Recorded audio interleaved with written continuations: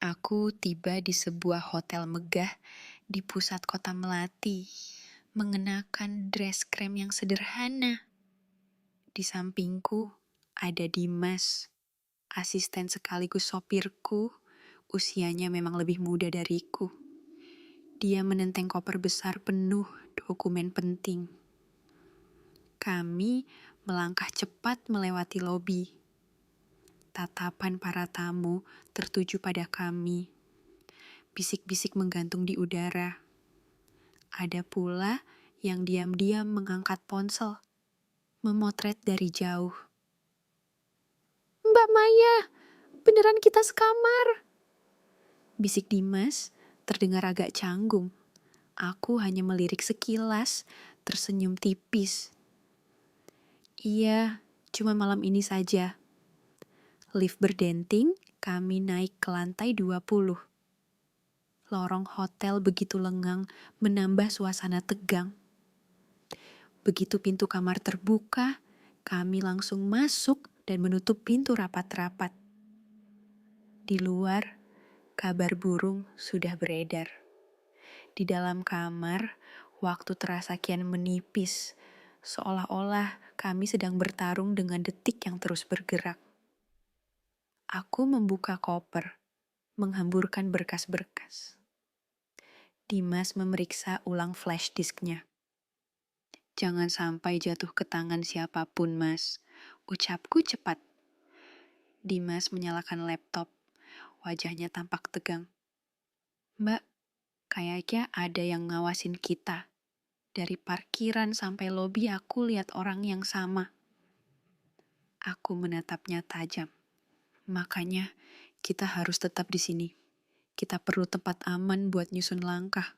Kalau data ini bocor, nama kita bisa hancur."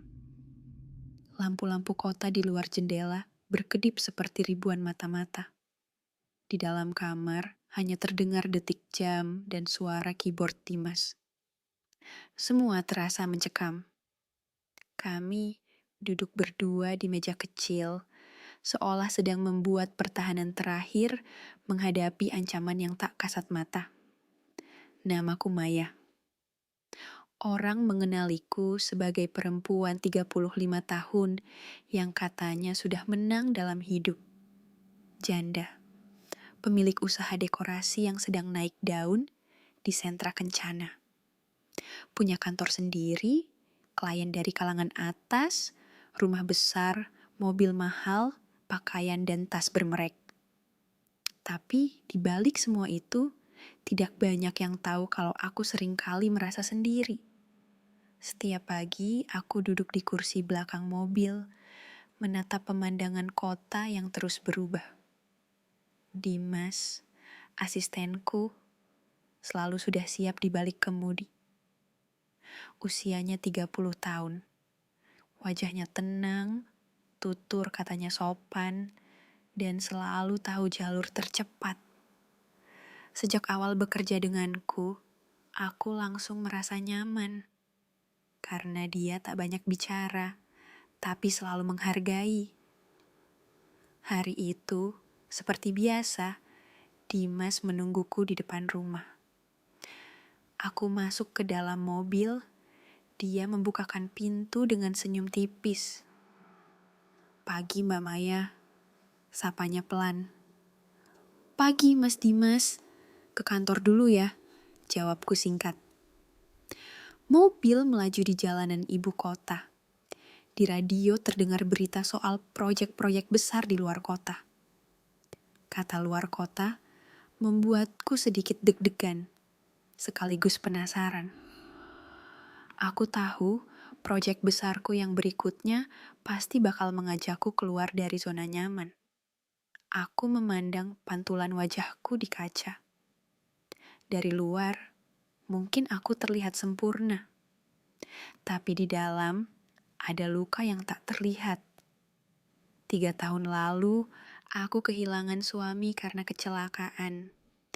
Sejak itu, aku habiskan waktu untuk bekerja, menambal semua ruang kosong dengan jadwal rapat tanpa jeda. Tapi lama-lama, aku justru merasa makin jauh dari diriku sendiri. Dimas memecah keheningan. Mbak, minggu depan kita ke Kota Melati ya. Survei hotel yang kemarin itu, aku spontan menoleh. Kota Melati?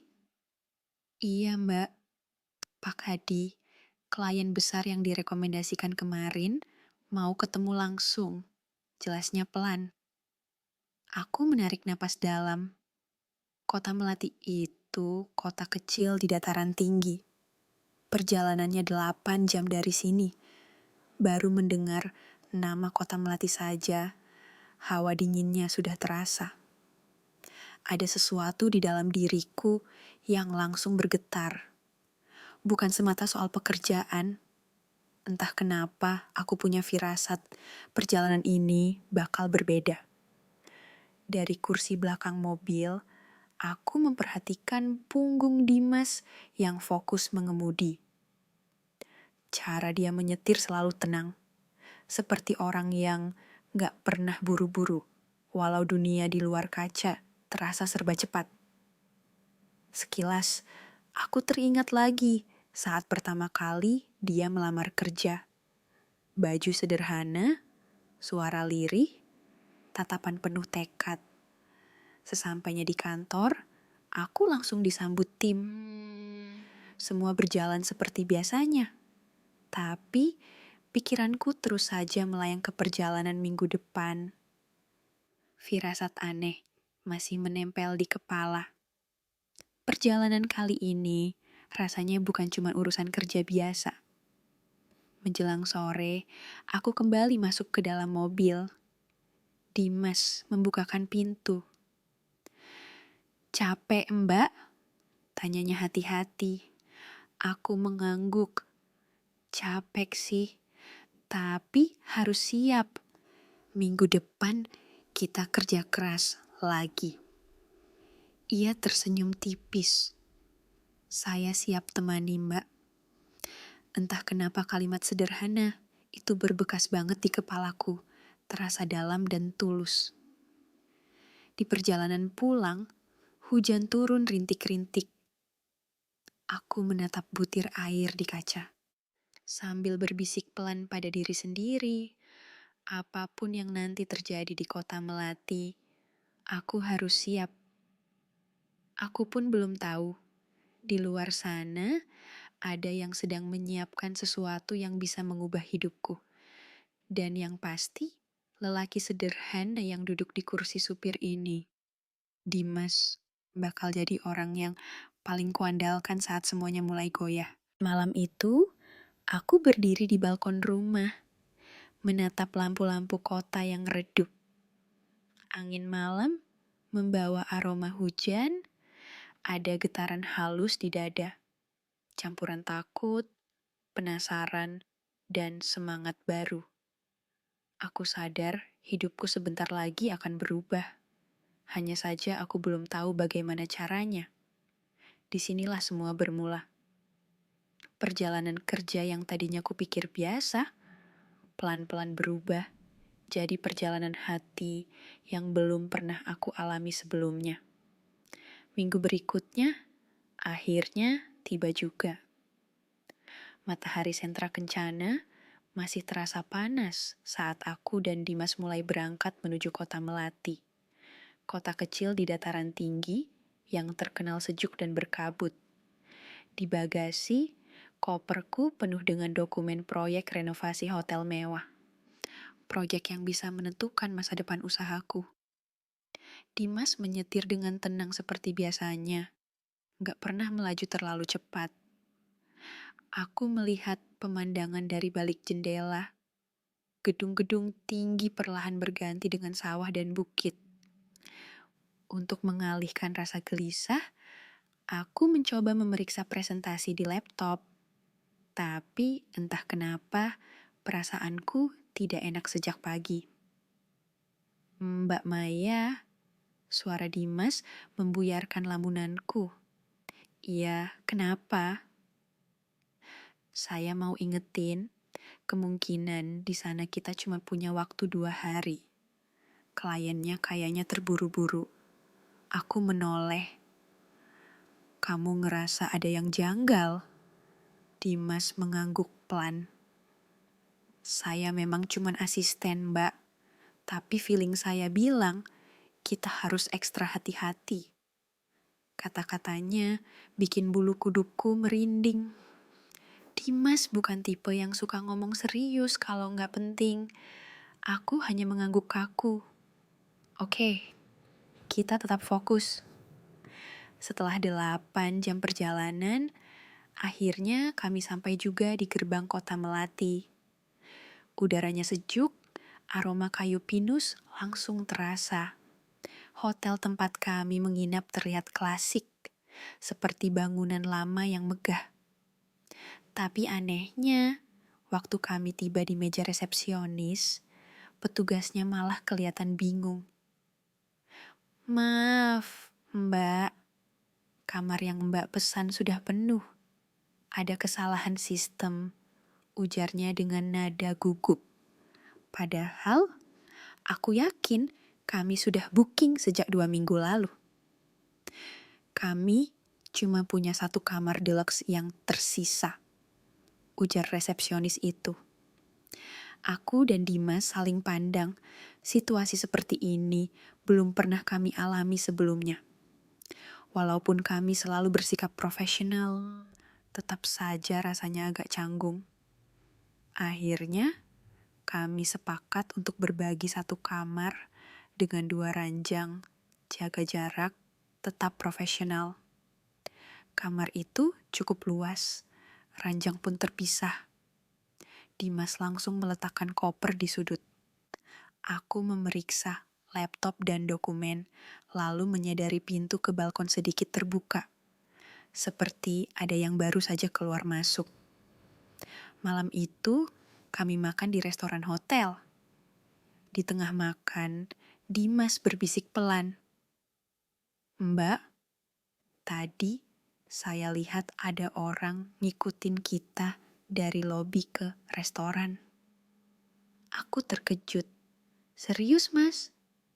Iya, dia pura-pura sibuk sama HP, tapi matanya nggak lepas dari kita.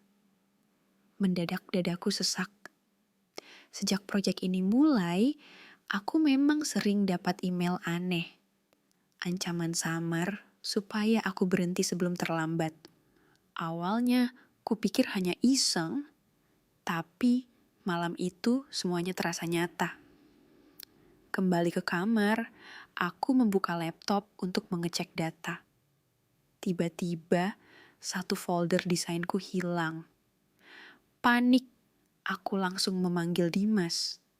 Mas, folder desainku hilang. Dimas berdiri sigap. Tenang, Mbak. Tadi di mobil ada yang buka laptop enggak? Enggak. Aku menggeleng. Enggak ada. Semua selalu terkunci. Dimas buru-buru menutup pintu balkon rapat-rapat. Kita harus waspada, Mbak.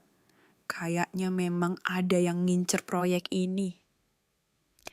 Aku duduk di ranjang, kepala terasa berat, seperti ditarik ke masa lalu saat aku kehilangan suami dan semuanya terasa rapuh. Tapi sekarang, aku tidak sendiri. Ada seorang laki-laki sederhana yang bukan keluargaku berdiri waspada di depan pintu kamar, matanya awas menjaga. Mbak, istirahat aja, biar saya berjaga, ucap Dimas pelan. Aku menatapnya. Kita tetap profesional ya. Tapi, makasih Mas. Dia hanya tersenyum tipis. Saya cuma jalankan tugas, Mbak. Kabut di luar makin tebal. Bayangan seseorang melintas di depan jendela kamar, entah nyata atau cuma pohon yang bergerak. Satu hal yang pasti, perjalanan ini bukan lagi sekadar urusan bisnis. Aku berbaring di ranjang, jantung berdegup cepat. Di sudut kamar, Dimas duduk di kursi dekat pintu, matanya tak pernah lepas dari kunci kamar. Anehnya, Kehadirannya membuatku sedikit lebih tenang, meski rasa takut tetap ada. Malam itu, untuk pertama kalinya, aku benar-benar sadar ada yang sedang mengincar kami, dan di kota asing ini, aku cuma bisa percaya satu orang. Malam di kota Melati terasa lebih dingin dari dugaanku. Kabut turun begitu tebal, lampu jalan seperti kunang-kunang raksasa. Aku susah tidur. Dimas tetap duduk di kursi, matanya awas seperti satpam. Aku salut, tapi juga merasa bersalah karena menyeretnya ke masalah ini. Sekitar jam 5 pagi, aku bangun, mencoba menyiapkan presentasi di laptop. Tapi saat membuka tas, aku langsung panik. Laptopku hilang. Aku cek koper, meja, bawah ranjang, sampai kamar mandi. Nihil. Dimas langsung mendekat dengan suara cemas. "Ada apa, Mbak?" Laptopnya. Aku mengangguk lemas. Hilang. Semalam masih di meja Dimas, segera mengecek pintu balkon dan pintu utama kamar. Semuanya terkunci dari dalam kamar. Mungkin tadi malam ada yang sempat masuk sebelum kita sadar, bisik Dimas pelan. Aku terduduk di tepi ranjang, kedua tangan menutup wajah. Semua rancangan kontrak dan konsep penting ada di laptop itu. Kalau jatuh ke tangan orang yang salah, bukan cuma proyekku yang hancur, tapi nama baikku pun bisa runtuh. Dimas mendekat lalu jongkok di depanku, pelan-pelan menyentuh punggung tanganku, sekadar menenangkan. "Mbak Maya, tenang dulu ya. Kita pasti bisa cari jalan keluar. Jangan panik," ujarnya lirih. Sentuhannya terasa hangat, meski udara kamar dingin. Aku menarik napas panjang, memaksa diri untuk berpikir jernih. Kayaknya aku harus lapor polisi atau manajemen hotel, gumamku. "Bisa, Mbak. Tapi sebelum itu, mending kita cek CCTV hotel dulu. Siapa tahu lebih cepat ketemu petunjuknya," balas Dimas. Kami turun ke resepsionis. Petugas hotel tampak kaget, tapi berusaha tetap membantu. "Kami akan cek CCTV, Mbak, tapi butuh izin manajer," jelasnya. Dimas menatapku seolah meyakinkan. "Percaya aja sama saya." Sambil menunggu manajer hotel datang, kami duduk di sofa lobi.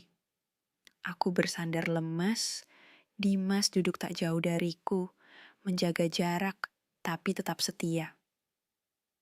"Mbak, saya tahu ini berat, tapi saya janji akan bantu semampu saya. Dulu, saya juga pernah bantu bos lama waktu kasus pencurian," katanya pelan. Aku menatapnya, "Kamu selalu bisa nenangin aku, Mas."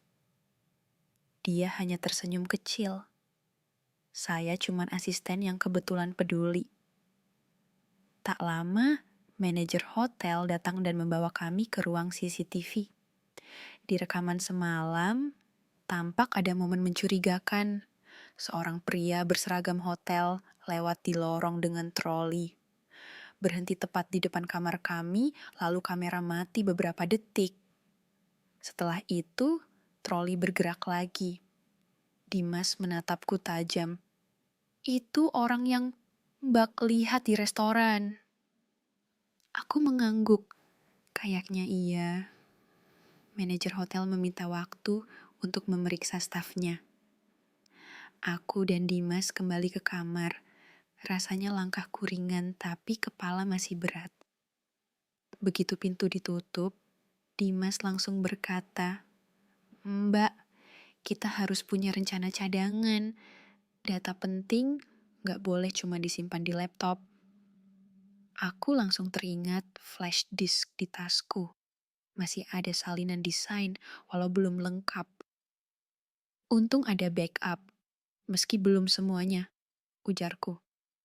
Dimas lalu mengusulkan agar kami mulai menyusun ulang presentasi dari sisa data yang ada. Kalau kita mulai sekarang, masih sempat presentasi besok di Dewan Hotel. Katanya penuh semangat. Aku duduk di kursi dekat jendela, memandangi Dimas. Rasa takutku pelan-pelan berubah jadi rasa kagum. Seorang asisten yang tadinya hanya bertugas mengantar, kini jadi rekan seperjuangan. Sore itu, kami pergi ke toko komputer kecil untuk beli laptop baru. Sepanjang perjalanan, Dimas terus melihat spion, waspada kalau ada yang membuntuti. Saat lampu merah, ia berkata lirih, "Mbak, apapun yang terjadi, saya bakal pastikan Mbak pulang dengan selamat." Aku menoleh.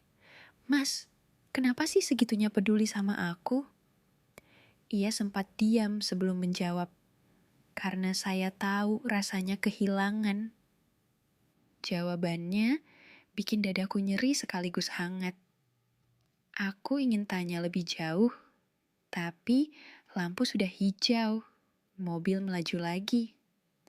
Malam itu, kami kembali ke hotel dengan laptop baru. Aku dan Dimas duduk di satu meja, menyusun ulang file satu persatu, menulis ulang rancangan dari ingatan. Jari-jariku gemetar, tapi kali ini bukan cuma karena cemas. Rasa yang kurasakan malam itu bukan cuma cemas, tapi juga ada kelegaan karena aku sadar aku nggak benar-benar sendirian. Di luar, kabut semakin tebal. Bayangan samar seseorang terlihat di ujung lorong hotel. Dimas menutup laptopnya pelan, lalu berdiri dan menatap keluar dengan ekspresi waspada. Dalam hati, aku sadar hidupku benar-benar sedang berubah arah. Ini bukan lagi perjalanan kerja biasa, tapi sudah jadi ujian antara rasa takut, keberanian, dan sesuatu yang belum berani kusadari namanya. Malam itu, udara kota Melati terasa makin dingin. Kabut yang turun sejak sore berubah jadi hujan tipis. Dari balkon kamar, lampu jalan hampir tak tampak. Bunyi serangga malam dan suara mobil sesekali terdengar samar di luar. Aku duduk di tepi ranjang, memeluk jaket, berusaha tetap fokus menyusun ulang data yang hilang. Dimas menutup laptopnya perlahan, lalu berkata, "Mbak, saya ke lobi dulu. Siapa tahu manajer hotel sudah dapat info soal staf yang kita curigai." Aku mengangguk. "Tapi jangan lama-lama ya, Mas." Aku jadi agak takut sendirian. Dia tersenyum tipis. "Tenang aja, Mbak. Saya cuma sebentar." 10 menit kemudian, Dimas kembali dengan wajah serius. "Belum ada kepastian, tapi mereka janji akan tindak lanjut besok pagi," katanya. Aku menatapnya. "Jadi, malam ini kita di kamar aja ya, aman di sini?" Dia mengangguk. Kami berdua terdiam, hanya suara hujan dan detik jam yang terdengar. Dua ranjang terpisah itu seolah jadi batas tipis antara urusan pribadiku dan hidupnya. Tapi, entah kenapa, keheningan itu justru terasa lebih manusiawi. Aku yang akhirnya memecah sunyi. "Mas Dimas, kamu kok selalu tenang sih menghadapi hal kayak gini?" Dia duduk di kursi dekat jendela. "Dulu saya pernah jadi supir keluarga juga, Mbak. Sebelumnya sempat kerja di bengkel. Hidup saya biasa-biasa aja, tapi saya punya adik yang harus kuliah. Jadi, Itu yang bikin saya semangat kerja. Aku tersenyum kecil. Aku salut sama kamu. Banyak orang kalau hidup susah, gampang nyerah. Dimas balik bertanya, kalau Mbak sendiri gimana bisa setangguh ini? Laptop hilang aja orang biasanya udah stres. Apalagi Mbak. Aku menunduk sebentar. Aku pernah kehilangan yang lebih besar, Mas. Suamiku. Rasanya kayak dunia runtuh. Tapi aku harus bangkit buat diriku sendiri. Suasana jadi hening lagi. Dimas berkata pelan. Saya ikut berduka, Mbak. Saya baru tahu. Aku mengangguk. Terima kasih. Percakapan kami terus berlanjut. Dari topik berat sampai cerita ringan. Makanan favorit, kenangan masa kecil, kota-kota impian. Aku baru sadar, sudah lama gak ngobrol sepanjang ini dengan orang lain tanpa ngomongin kerjaan. Kadang, Dimas tertawa kecil, aku pun ikut tertawa. Tiba-tiba, terdengar suara klik di pintu, seperti ada yang mencoba membukanya dari luar. Kami berdua langsung menoleh. Dimas berdiri cepat, mengintip lubang pintu. Tak ada siapa-siapa. Ia memutar kunci tambahan, berusaha tetap tenang. Mungkin staf hotel, gumamnya. Jantungku makin berdebar. Dimas menoleh ke arahku. Mbak, jangan takut. Saya di sini. Aku duduk di ranjang, lutut tertekuk. Dimas berjalan mendekat, lalu berdiri agak jauh, tapi cukup dekat supaya aku bisa dengar suaranya jelas. Kalau Mbak mau istirahat, saya duduk di kursi aja. Besok kita butuh tenaga. Aku mengangguk. Iya, Mas. Terima kasih. Makasih ya, Mas. Sudah repot-repot jagain aku. Dimas tersenyum kecil. Buat saya, ini bukan repot, Mbak. Saya anggap ini tanggung jawab. Beberapa jam berikutnya, kami berdua tetap terjaga. Aku sempat tertidur sebentar, tapi terbangun saat mendengar Dimas berbisik lirih membaca doa. Aku menatapnya diam-diam. Lelaki sederhana dengan jaket tipis, duduk di kursi dekat pintu seperti penjaga gerbang. Ada sesuatu yang berbeda di hatiku malam itu. Bukan cuma rasa aman, tapi juga perasaan dihargai sebagai manusia, bukan sekadar klien atau bos. Untuk pertama kalinya dalam beberapa tahun, aku merasa tidak sendirian. Tapi aku juga sadar permainan ini belum selesai. Ada sesuatu atau seseorang yang masih mengincar kami, dan besok pagi bisa saja membawa kejutan baru. Pagi di kota Melati terasa berbeda. Matahari muncul samar di balik kabut. Burung-burung kecil berterbangan di halaman hotel. Aku dan Dimas turun ke lobi untuk sarapan lebih pagi dari biasanya. Awalnya semua tampak normal. Sampai aku membuka ponsel, puluhan notifikasi masuk. Grup WhatsApp kantor heboh, email penuh pesan cemas, media sosialku banjir komentar. Keningku berkerut saat membaca satu artikel di situs gosip online.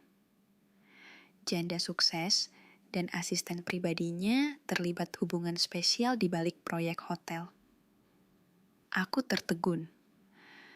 Foto yang terpampang adalah aku dan Dimas kemarin sore waktu ke toko komputer. Aku tampak memegang lengannya untuk menyeberang, tapi fotonya diedit sedemikian rupa hingga terlihat seperti kami bergandengan mesra. Judulnya bombastis. Tangan gemetar.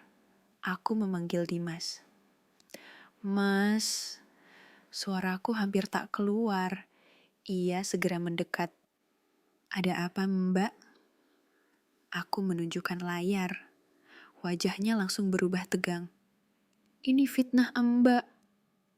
Aku mengangguk, masih syok. Ini bisa hancurin reputasiku. Proyek ini bisa batal. Kami buru-buru kembali ke kamar. Pintuku tutup rapat. Aku duduk di tepi ranjang. Sementara Dimas berdiri di dekat meja kerja. Ruangan terasa makin sempit. Aku nggak ngerti, Mas. Kok bisa foto kita diambil begitu? Dimas mengangguk serius. Mungkin memang dari awal ada yang ngawasin kita. Mereka sengaja bikin gosip biar Mbak jatuh. Aku menatapnya penuh cemas. Aku harus klarifikasi ke publik.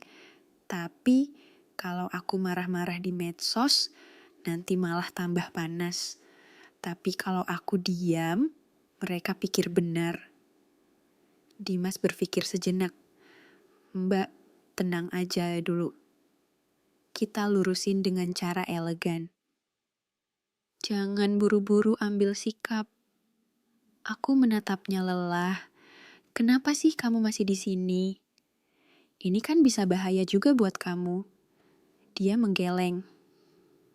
Saya ikut karena ini tanggung jawab saya, Mbak. Saya tahu Mbak orang baik. Gosip kayak gini cuma sebentar kok. Aku terdiam. Kata-katanya jadi penyangga di antara reruntuhan pikiran sore itu. Aku lalu menghubungi tim PR kantorku untuk siapkan pernyataan resmi. Sementara itu, Dimas mencari info di sekitar hotel, pura-pura ngobrol dengan beberapa staf. Sorenya ia kembali dengan wajah serius. Mbak, saya dengar ada tamu cowok di lantai 2 yang sering tanya-tanya soal kita. Mungkin dia yang jadi sumber fotonya. Aku menarik napas panjang, makin yakin ini benar-benar perang reputasi. Malam itu, aku duduk di balkon hotel, menatap lampu-lampu kota kecil yang berkelip. Tapi, entah kenapa, keheningan itu justru terasa lebih manusiawi. Aku yang akhirnya memecah sunyi. Mas Dimas, kamu kok selalu tenang sih menghadapi hal kayak gini? Dia duduk di kursi dekat jendela. Dulu saya pernah jadi supir keluarga juga, Mbak. Sebelumnya sempat kerja di bengkel. Hidup saya biasa-biasa aja. Tapi saya punya adik yang harus kuliah. Jadi itu yang bikin saya semangat kerja. Aku tersenyum kecil. Aku salut sama kamu. Banyak orang kalau hidup susah gampang nyerah. Dimas balik bertanya, kalau Mbak sendiri gimana bisa setangguh ini? Laptop hilang aja orang biasanya udah stres. Apalagi Mbak. Aku menunduk sebentar. Aku pernah kehilangan yang lebih besar, Mas. Suamiku. Rasanya kayak dunia runtuh. Tapi aku harus bangkit buat diriku sendiri. Suasana jadi hening lagi. Dimas berkata pelan. Saya ikut berduka, Mbak. Saya baru tahu. Aku mengangguk. Terima kasih. Percakapan kami terus berlanjut. Dari topik berat sampai cerita ringan. Makanan favorit, kenangan masa kecil, kota-kota impian. Aku baru sadar, sudah lama gak ngobrol sepanjang ini dengan orang lain tanpa ngomongin kerjaan. Kadang, Dimas tertawa kecil, aku pun ikut tertawa. Tiba-tiba, terdengar suara klik di pintu, seperti ada yang mencoba membukanya dari luar. Kami berdua langsung menoleh. Dimas berdiri cepat, mengintip lubang pintu. Tak ada siapa-siapa. Ia memutar kunci tambahan, berusaha tetap tenang. Mungkin staf hotel, gumamnya. Jantungku makin berdebar. Dimas menoleh ke arahku. "Mbak, jangan takut. Saya di sini." Aku duduk di ranjang, lutut tertekuk. Dimas berjalan mendekat, lalu berdiri agak jauh, tapi cukup dekat supaya aku bisa dengar suaranya jelas. "Kalau Mbak mau istirahat, saya duduk di kursi aja. Besok kita butuh tenaga." Aku mengangguk. "Iya, Mas. Terima kasih. Makasih ya, Mas. Sudah repot-repot jagain aku." Dimas tersenyum kecil. "Buat saya, ini bukan repot, Mbak. Saya anggap ini tanggung jawab." Beberapa jam berikutnya, kami berdua tetap terjaga. Aku sempat tertidur sebentar, tapi terbangun saat mendengar Dimas berbisik lirih membaca doa. Aku menatapnya diam-diam. Lelaki sederhana dengan jaket tipis, duduk di kursi dekat pintu seperti penjaga gerbang. Ada sesuatu yang berbeda di hatiku malam itu.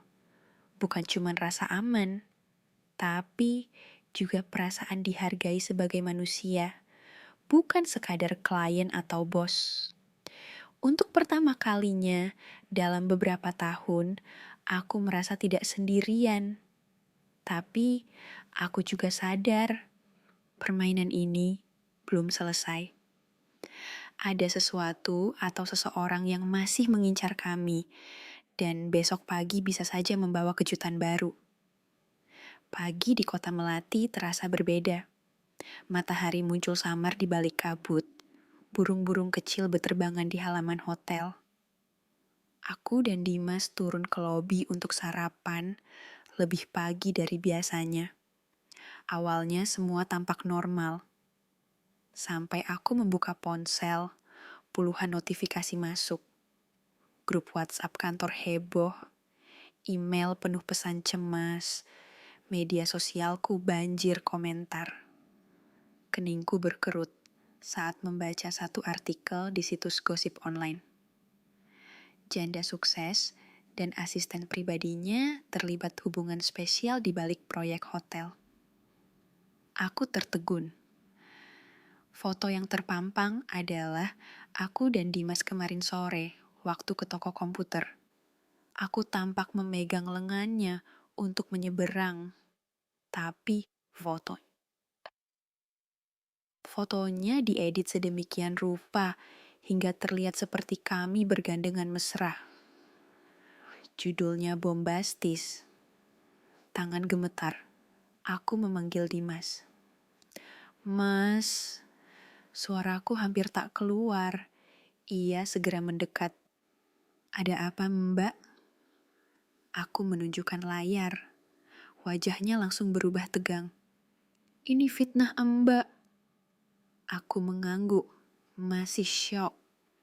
Ini bisa hancurin reputasiku. Proyek ini bisa batal. Kami buru-buru kembali ke kamar. Pintuku tutup rapat. Aku duduk di tepi ranjang. Sementara Dimas berdiri di dekat meja kerja. Ruangan terasa makin sempit. "Aku nggak ngerti, Mas.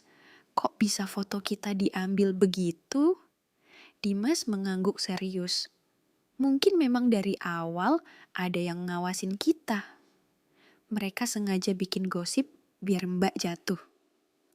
Aku menatapnya penuh cemas.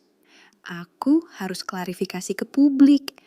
Tapi kalau aku marah-marah di medsos, nanti malah tambah panas. Tapi kalau aku diam, mereka pikir benar. Dimas berpikir sejenak. "Mbak, tenang aja dulu. Kita lurusin dengan cara elegan. Jangan buru-buru ambil sikap." Aku menatapnya lelah. "Kenapa sih kamu masih di sini? Ini kan bisa bahaya juga buat kamu."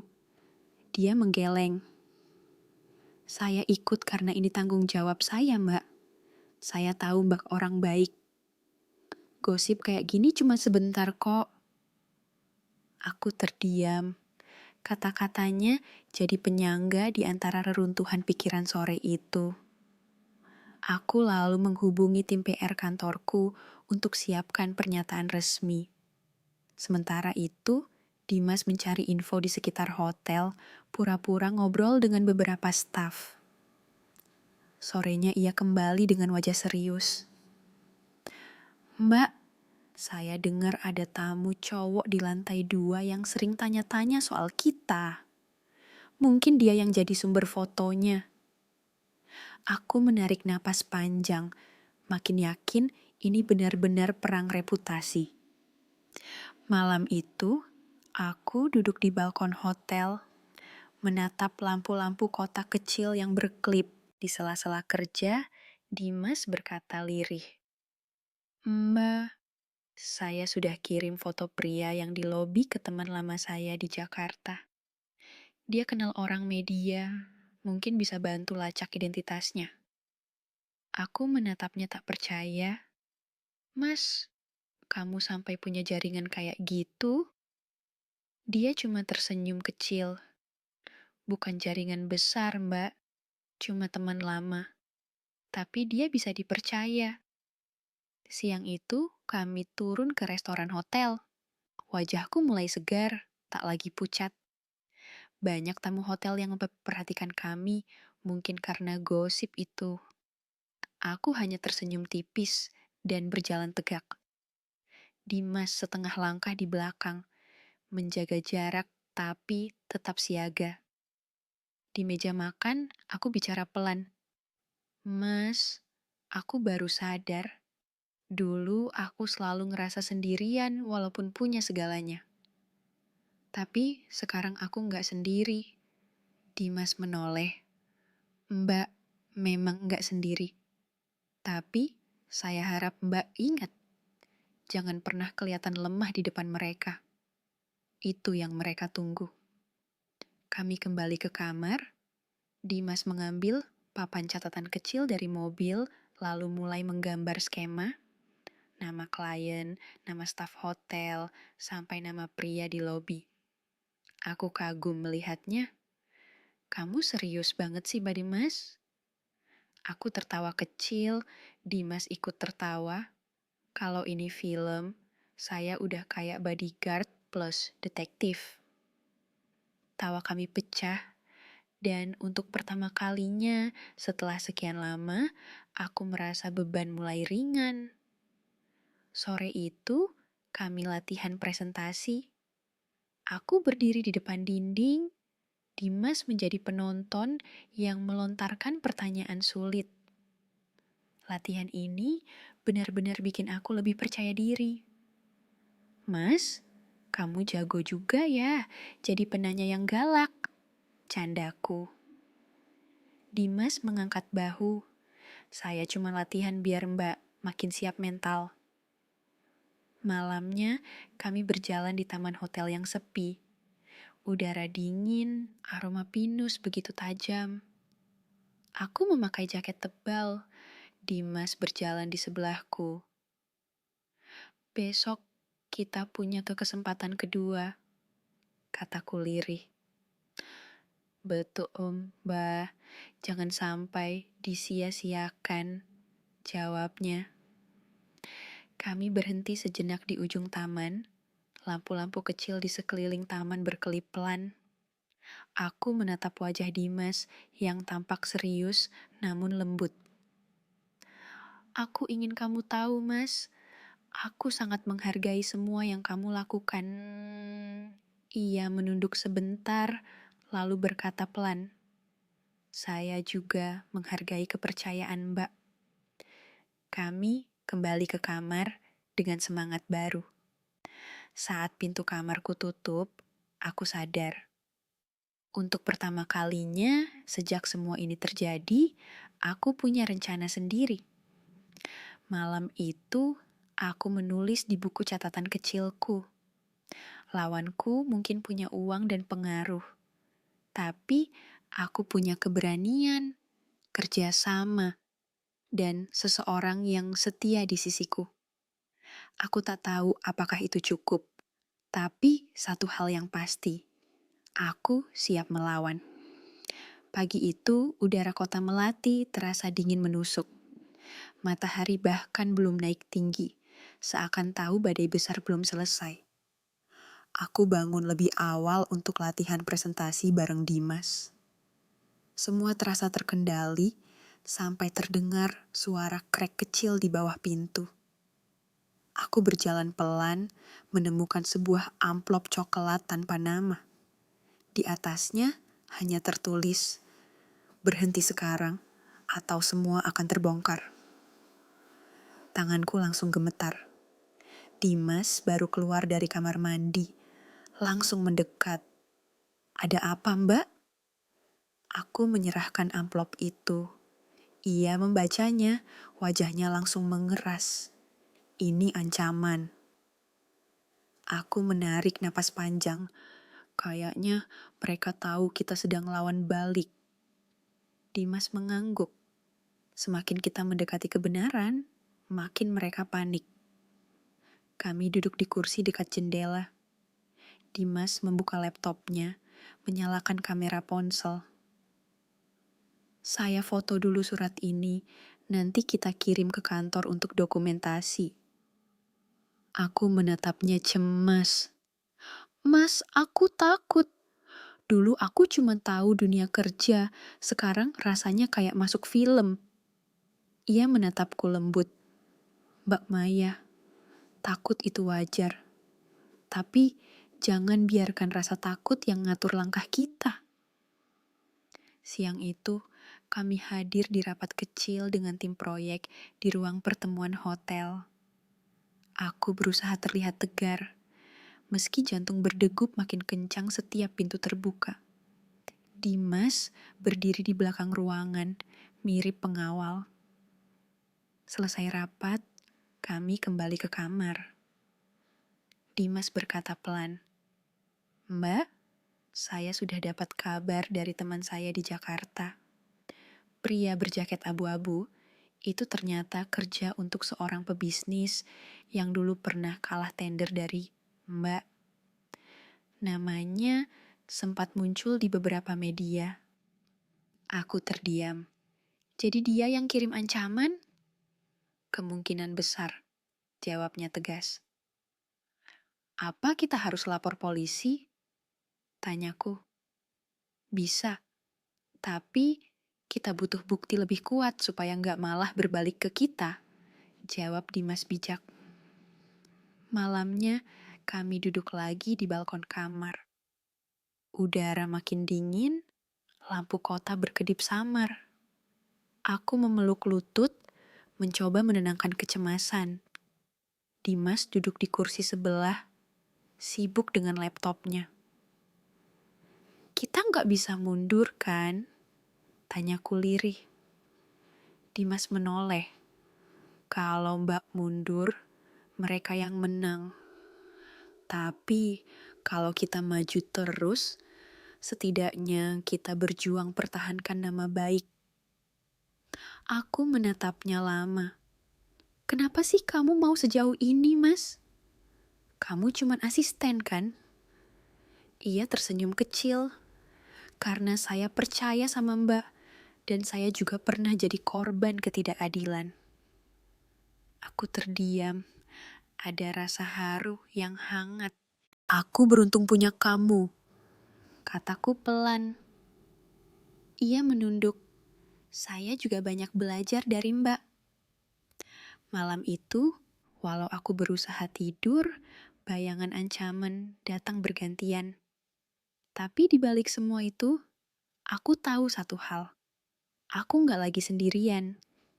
Di sisi lain, kamar, Dimas masih mengetik, mempersiapkan strategi terakhir. Malam itu, aku benar-benar sadar. Ancaman bukan tanda kelemahan, justru jadi pertanda kalau kami sedang berada di jalur yang benar. Aku harus tetap melangkah, walaupun rasa takut kadang menghantui. Dan Dimas, dia adalah jangkar yang membuatku tetap bertahan di tempatku. Pagi itu, aku bangun dengan napas berat. Surat ancaman kemarin masih tergeletak di meja, seperti pengingat saya bahwa waktu kami tak banyak. Tapi kali ini, aku tidak mau lagi jadi korban. Aku ingin melawan, tapi dengan cara yang elegan dan bersih. Dimas berdiri di dekat jendela sambil memegang secangkir kopi, menatap keluar ke kota kecil yang masih berkabut. Mbak Maya, kita harus ambil keputusan. Kalau kita terus bertahan, mereka bakal makin berani. Kita perlu strategi baru. Aku menatapnya. Aku juga sudah mikir itu semalaman. Aku nggak mau cuma bertahan, Mas. Aku mau buktikan ke semua orang kalau aku ini profesional, jujur, dan layak dipercaya. Dimas mengangguk. Kita tetapkan tujuan jelas. Selesaikan presentasi besok, tunjukkan data paling lengkap, dan kirim semua bukti fitnah ke kantor hukum buat diproses. Itu langkah paling bersih. Aku tersenyum tipis. Kamu benar. Kita jalani 2 jalur. Selamatkan proyek dan selamatkan nama baik.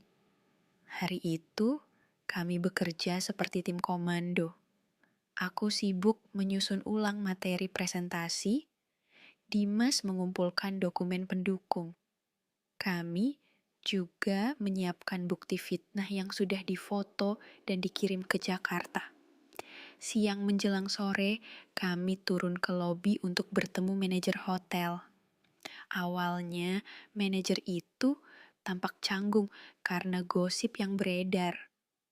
Tapi setelah melihat keseriusan kami dan mendengar penjelasan lengkap, akhirnya ia mau membantu. Dia meminjamkan ruangan kecil untuk rapat tertutup dan membiarkan kami memeriksa rekaman CCTV hotel. Kulihat Dimas tersenyum lega. 1 langkah maju, Mbak. Aku mengangguk. Iya, kita mulai punya sekutu. Sore itu, kami berjalan keluar hotel, menghirup udara segar. Kota Melati terlihat cantik dengan bunga-bunga kertas yang bermekaran di sepanjang jalan. Banyak orang memandang kami dengan tatapan ingin tahu. Tapi aku berusaha tetap berjalan tegak. Dimas melangkah di sebelahku, kali ini 1 langkah lebih dekat. Aku berbisik lirih, Mas, kalau bukan karena kamu, mungkin aku udah nyerah. Dimas menoleh, matanya hangat. Kalau bukan karena Mbak juga, mungkin saya nggak punya keberanian sebanyak ini. Kami saling menguatkan, lalu berhenti di jembatan kecil menghadap ke sungai. Airnya mengalir deras, memantulkan langit abu-abu. Aku menatap jauh, besok kita akan diuji. Presentasi ini bukan cuma soal proyek, tapi juga soal harga diri Dimas menatapku dengan keyakinan penuh. Saya yakin kita bisa, Mbak. Kita sudah lewati separuh jalan malamnya, kami latihan presentasi lagi. Dimas jadi penanya yang keras. Aku berlatih menjawab setenang mungkin. Rasanya seperti gladi resik sebelum perang.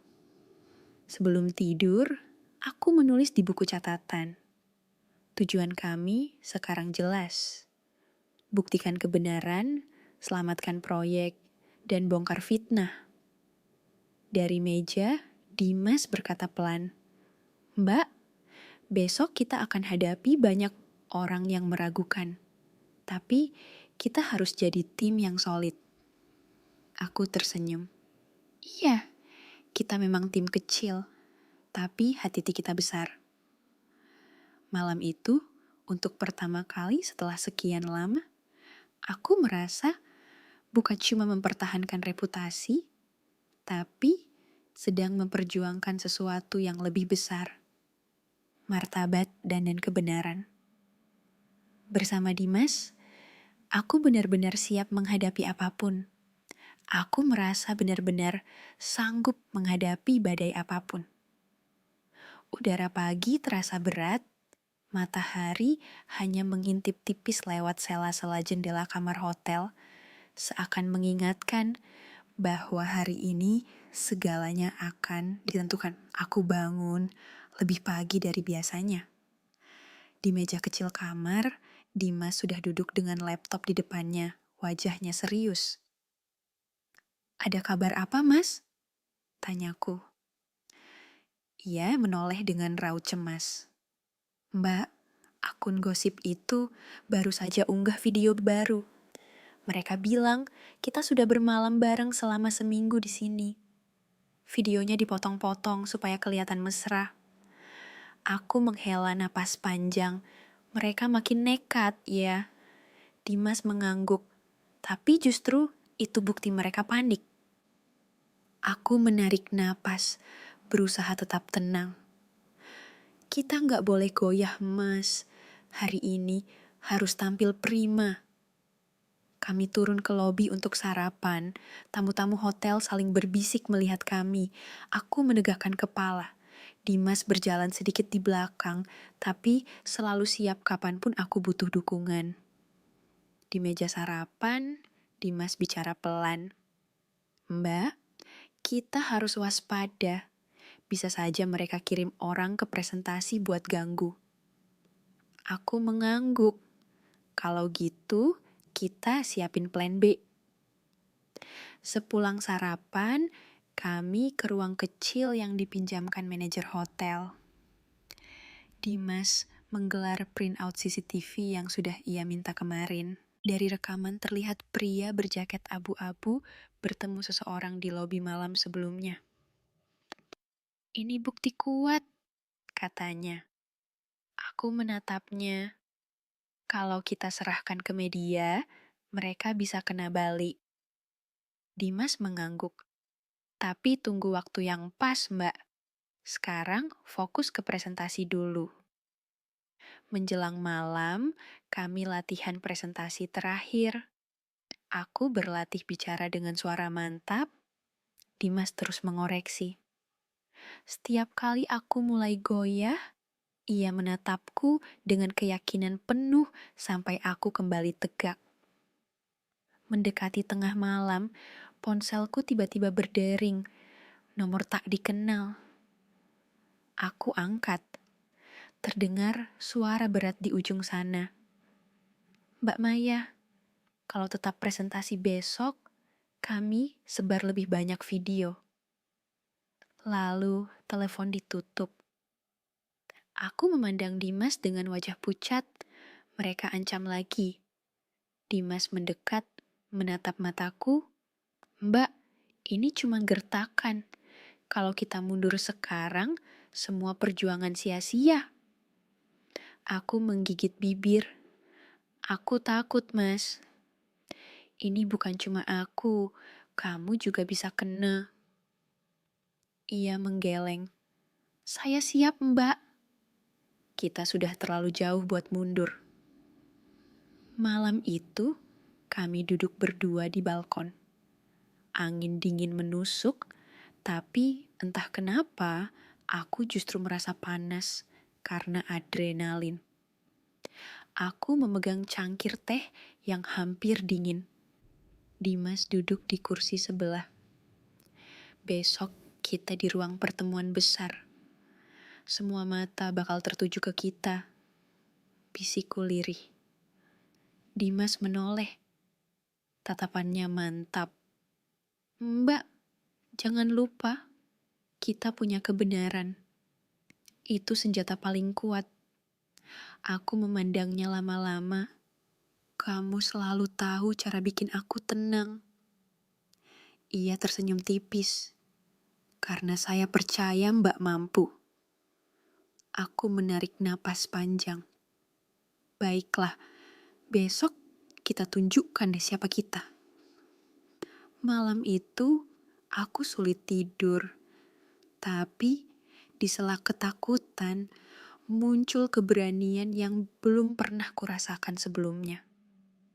Aku tahu hari esok akan jadi titik balik, entah menang atau jatuh. Tapi aku sudah memilih untuk melangkah maju.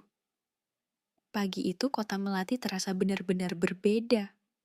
Jalanan penuh aktivitas, langit mendung seolah menahan hujan. Jantungku berdegup kencang. Di ruang konferensi hotel, para pemangku kepentingan sudah berdatangan. Investor, tim proyek, wartawan lokal, bahkan orang-orang yang selama ini selalu meragukan integritasku. Reno berdiri di dekat pintu dengan kemeja biru muda, wajahnya terlihat tegas meski sorot matanya tetap hangat. Mbak Maya, ini waktunya, bisiknya pelan. Aku mengangguk mantap. Kita hadapi bareng. Kami menyiapkan semua materi presentasi dengan teliti. Laptopku sudah terhubung ke proyektor. Slide pertama tampil di layar besar. Logo usaha milikku, judul proposal, dan visual desain hunian yang jadi impian kami. Aku melangkah ke depan, kepala tegak. Selamat pagi, Bapak dan Ibu. Suaraku terdengar tegas. Beberapa orang menatap dengan pandangan sinis, yang lain terlihat penasaran. Slide demi slide aku paparkan dengan penuh keyakinan, mulai dari konsep biaya, rancangan desain, hingga prediksi keuntungan ke depan. Reno berdiri di belakangku, siap sedia jika aku butuh bantuan. Untuk sesaat, aku merasa segalanya berjalan mulus. Tiba-tiba, saat akan memutar video testimoni klien, layar proyektor tiba-tiba mati total. Aku mencoba klik ulang, tapi tak ada perubahan. Tim teknis pun mulai panik. Suasana ruangan jadi ramai. Aku menoleh ke Reno. Wajahnya langsung berubah serius. Ini pasti sabotase, Mbak. Bisiknya pelan. Aku tarik napas, mencoba tenang, lalu berusaha tersenyum ke arah audiens. Maaf, tampaknya ada kendala teknis. Tapi sebelum aku lanjut, seorang wartawan langsung mengangkat ponsel dan memperlihatkan artikel gosip yang baru diunggah. Judulnya, Maya dan sopirnya menginap bareng, tender penuh skandal. Foto kami terpampang di sana. Beberapa investor mulai berbisik-bisik, wajah mereka berubah ragu. Bahkan ada yang mulai membereskan dokumennya, seolah siap meninggalkan ruangan. Aku rasakan tubuhku melemas. Semua kerja keras kami terasa lenyap seketika. Aku menatap Reno yang tetap berdiri tegak. Ia mengangguk kecil, memberi isyarat dengan tatapan. Jangan nyerah. Aku menarik napas dalam-dalam, lalu bicara pada audiens. Bapak dan Ibu, sebelum kita lanjut, izinkan saya jelaskan sesuatu. Namun, suara sumbang dari salah satu sudut ruangan menimpali, proyek ini terlalu berisiko. Reno pelan-pelan mendekat, lalu berbisik di telingaku. Mbak, jangan buru-buru putus asa. Kita masih punya cadangan. Ingat flash disk di tas saya. Aku mengangguk samar, meski otakku seperti kosong. Suara riuh audiens seperti hanya jadi dengung di telinga. Semua persiapan terasa sia-sia. Reno buru-buru keluar ruangan untuk mengambil flash disk. Sementara aku mencoba menenangkan audiens, mohon Bapak dan Ibu tetap duduk. Kendala teknis bisa terjadi kapan saja. Saya akan tetap lanjutkan paparan dengan cara lain. Di luar, Reno melihat pria berjaket abu-abu sedang mengintip dari ujung lorong. Mereka saling menatap sekejap, Lalu pria itu segera pergi. Reno kembali masuk, napasnya terengah dan menyerahkan flash disk kepadaku. Namun, tim teknis bilang, "Port proyektor rusak, Mbak. Kami butuh waktu." Aku menatap Reno. Matanya masih penuh semangat meski tampak lelah. Ia berbisik, "Mbak, kita bisa pakai cara manual. Tunjukin aja data printout yang kita bawa." Aku menatap ruangan penuh wajah ragu. Rasanya semua jalan tertutup. Di titik itu, aku benar-benar harus memilih. Mundur, atau nekat maju dengan cara yang belum pernah kulakukan. Suasana ruang konferensi makin menegangkan. Para investor duduk diam dengan wajah kaku, sebagian wartawan sudah siap dengan kameranya. Layar presentasi mati, gosip di ponsel mereka bertebaran. Aku menoleh pada Reno, dan di matanya aku lihat keyakinan yang tak berubah. Keyakinan itu yang membuatku tetap berdiri. Reno menatapku dengan wajah tegas, tapi matanya tetap menyiratkan dukungan yang tak pernah pudar. "Mbak," bisiknya pelan di sampingku. "Kita masih punya dokumen cetak. Kita bisa jelasin manual?" Aku menarik napas panjang. Dalam hati aku tahu, meski kita paparkan data manual, orang-orang mungkin tetap sulit percaya. Gosip itu sudah terlalu kuat. Reno menatapku dalam, penuh pertanyaan. "Jadi gimana, Mbak?" Aku menatap ke seluruh ruangan. Di titik ini, aku bisa saja menyerah, atau aku bisa buka semuanya. Ancaman, bukti CCTV, bahkan identitas di balik gosip. Taruhannya besar. Kalau salah langkah, aku dianggap cari sensasi. Tapi kalau benar, aku bisa membalik keadaan. Aku berdiri lebih tegak dari sebelumnya. "Bapak dan Ibu," suaraku kini bulat dan lantang. "Saya tahu ada gosip yang beredar tentang saya dan Mas Reno. Saya sadar berita itu sengaja dibuat untuk menjatuhkan reputasi saya, juga proyek ini." Suasana ruangan mendadak sunyi. Semua mata tertuju ke depan. Beberapa wartawan mulai merekam lewat ponsel. Aku lanjut bicara. "Saya tidak akan lari dari kenyataan. Mas Reno memang asisten saya, sekaligus orang yang selalu ada di masa-masa sulit. Tidak lebih. Dan saya punya bukti bahwa semua gosip ini adalah rekayasa." Aku memberi isyarat. Reno melangkah ke depan, membawa map berisi printout CCTV, surat ancaman, dan laporan dari tim hukum.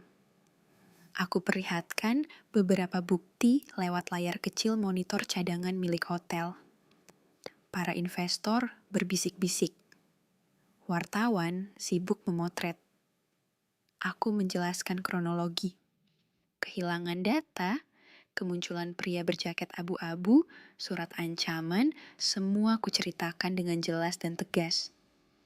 Reno berdiri di sampingku. Wajahnya serius, tapi penuh rasa empati. Untuk pertama kalinya, aku merasa benar-benar punya teman seperjuangan. Salah satu investor bertanya, "Apa artinya semua ini?" Aku menatapnya. "Artinya, saya tetap profesional. Saya datang ke sini membawa ide, bukan sensasi. Saya ingin membuktikan proyek ini layak, meski ada yang berusaha menjatuhkan." Aku buka map kedua, berisi data proyek cetak, grafik keuntungan, serta laporan biaya detail, kubagikan ke masing-masing investor. Mereka membaca dengan seksama. Salah satu wartawan bertanya, "Mbak Maya, berarti gosip itu semua bohong?" Aku jawab tegas, "Benar, semua itu fitnah. dan saya akan menempuh jalur hukum untuk melawannya. Untuk beberapa saat, ruangan kembali hening. Perlahan, beberapa investor mulai mengangguk. Ada yang berbisik, berani juga ya. Aku melirik Reno. Saatnya menutup dengan elegan. Ia mengangguk pelan, matanya berbinar. Mbak sudah lakukan yang benar. Tapi aku sadar, perjuangan belum benar-benar selesai. Presentasi belum berakhir. Aku baru saja mempertaruhkan segalanya. Nama baik, kepercayaan, bahkan hidupku sendiri dalam proyek ini. Malamnya, setelah semua orang pulang, aku dan Reno duduk berdua di bangku taman hotel. Lampu-lampu kota remang, tapi di dalam dadaku ada cahaya kecil. Aku baru saja menghadapi ketakutanku sendiri. Entah apa hasil akhirnya, yang jelas aku sudah berani melawan. Dan itu adalah kemenangan pertama. Pagi itu, matahari kota Melati terasa hangat di balik kabut tipis. Aku bangun lebih awal, duduk di tepi jendela hotel, memandang kota yang pelan-pelan mulai hidup. Semalaman aku hampir tak tidur, memikirkan reaksi investor, media, dan sisa ancaman yang mungkin belum reda. Reno datang membawa 2 cangkir kopi hangat. Pagi, Mbak. Sapa Reno sambil tersenyum tipis, membawa 2 cangkir kopi panas. Aku menoleh, jantungku berdetak lebih kencang dari biasanya. Ada kabar apa, Ren? Tanyaku pelan. Ia menyerahkan ponselnya padaku. Lihat sendiri. Di layar ponsel, berita terbaru langsung muncul. Investor Project Maya pertahankan dukungan. Bukti rekayasa gosip terbongkar. Aku membaca cepat-cepat. Artikel itu berisi pernyataan investor utama yang menyatakan kepercayaan mereka padaku. Setelah kemarin, aku tunjukkan bukti-bukti manipulasi. Bahkan mereka bilang siap menambah investasi. Mataku langsung berkaca-kaca. Aku menatap Reno. Senyumku mengembang penuh haru. Ren, kita berhasil. Dia hanya tersenyum lebar. Kan sudah kubilang, Mbak. Keberanian itu senjata utama kita. Hari itu ruang konferensi hotel berubah total. Tak ada lagi tatapan sinis atau bisik-bisik. Para investor kini datang membawa senyum dan jabatan tangan yang hangat. Aku menatap Reno. Matanya masih penuh semangat meski tampak lelah. Ia berbisik, Mbak, kita bisa pakai cara manual. Tunjukin aja data printout yang kita bawa. Aku menatap ruangan penuh wajah ragu. Rasanya semua jalan tertutup. Di titik itu, aku benar-benar harus memilih. Mundur, atau nekat maju dengan cara yang belum pernah kulakukan. Suasana ruang konferensi makin menegangkan. Para investor duduk diam dengan wajah kaku. Sebagian wartawan sudah siap dengan kameranya. Layar presentasi mati, gosip di ponsel mereka bertebaran. Aku menoleh pada Reno, dan di matanya aku lihat keyakinan yang tak berubah. Keyakinan itu yang membuatku tetap berdiri. Reno menatapku dengan wajah tegas, tapi matanya tetap menyiratkan dukungan yang tak pernah pudar. Mbak, bisiknya pelan di sampingku. Kita masih punya dokumen cetak. Kita bisa jelasin manual? Aku menarik napas panjang. Dalam hati aku tahu, meski kita paparkan data manual, orang-orang mungkin tetap sulit percaya. Gosip itu sudah terlalu kuat. Reno menatapku dalam, penuh pertanyaan. Jadi gimana, Mbak? Aku menatap ke seluruh ruangan. Di titik ini, aku bisa saja menyerah atau aku bisa buka semuanya. Ancaman, bukti CCTV, bahkan identitas di balik gosip. Taruhannya besar. Kalau salah langkah, aku dianggap cari sensasi. Tapi kalau benar, aku bisa membalik keadaan. Aku berdiri lebih tegak dari sebelumnya. Bapak dan Ibu, suaraku kini bulat dan lantang. Saya tahu ada gosip yang beredar tentang saya dan Mas Reno. Saya sadar berita itu sengaja dibuat untuk menjatuhkan reputasi saya, juga proyek ini. Suasana ruangan mendadak sunyi. Semua mata tertuju ke depan. Beberapa wartawan mulai merekam lewat ponsel. Aku lanjut bicara. Saya tidak akan lari dari kenyataan. Mas Reno memang asisten saya, sekaligus orang yang selalu ada di masa-masa sulit. Tidak lebih. Dan saya punya bukti bahwa semua gosip ini adalah rekayasa. Aku memberi isyarat. Reno melangkah ke depan, membawa map berisi printout CCTV, surat ancaman, dan laporan dari tim hukum. Aku perlihatkan beberapa bukti lewat layar kecil monitor cadangan milik hotel. Para investor berbisik-bisik. Wartawan sibuk memotret. Aku menjelaskan kronologi.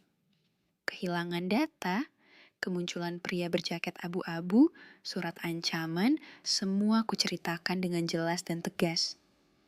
Reno berdiri di sampingku. Wajahnya serius, tapi penuh rasa empati. Untuk pertama kalinya, aku merasa benar-benar punya teman seperjuangan. Salah satu investor bertanya, "Apa artinya semua ini?" Aku menatapnya. Artinya, saya tetap profesional. Saya datang ke sini membawa ide, bukan sensasi. Saya ingin membuktikan proyek ini layak, meski ada yang berusaha menjatuhkan. Aku buka map kedua, berisi data proyek cetak, grafik keuntungan, serta laporan biaya detail, kubagikan ke masing-masing investor.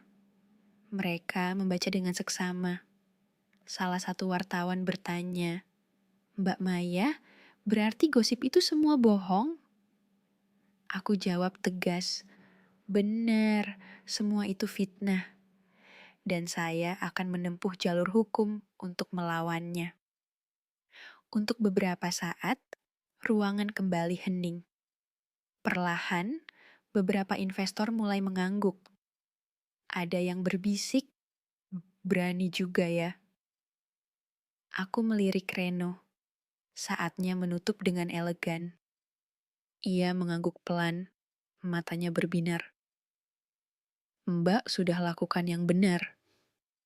Tapi aku sadar, perjuangan belum benar-benar selesai. Presentasi belum berakhir. Aku baru saja mempertaruhkan segalanya.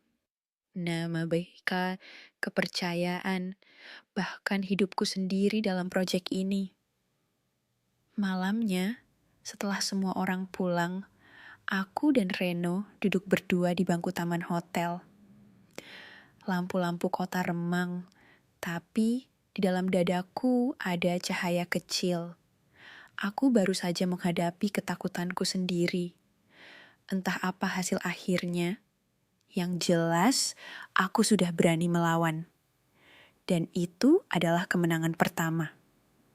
Pagi itu, matahari kota Melati terasa hangat di balik kabut tipis. Aku bangun lebih awal, duduk di tepi jendela hotel, memandang kota yang pelan-pelan mulai hidup. Semalaman aku hampir tak tidur, memikirkan reaksi investor, media, dan sisa ancaman yang mungkin belum reda. Reno datang membawa 2 cangkir kopi hangat. "Pagi, Mbak," sapa Reno sambil tersenyum tipis, membawa 2 cangkir kopi panas. Aku menoleh, jantungku berdetak lebih kencang dari biasanya. "Ada kabar apa, Ren?" tanyaku pelan. Ia menyerahkan ponselnya padaku. Lihat sendiri. Di layar ponsel, berita terbaru langsung muncul.